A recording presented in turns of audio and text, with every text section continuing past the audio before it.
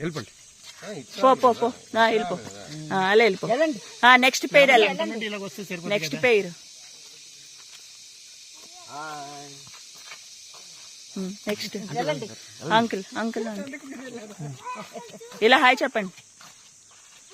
చక్కగా వాళ్ళ తర్వాత అనుకుంటారు మీరే సరిగ్గా చేసుకోలేదు అయ్యో అని.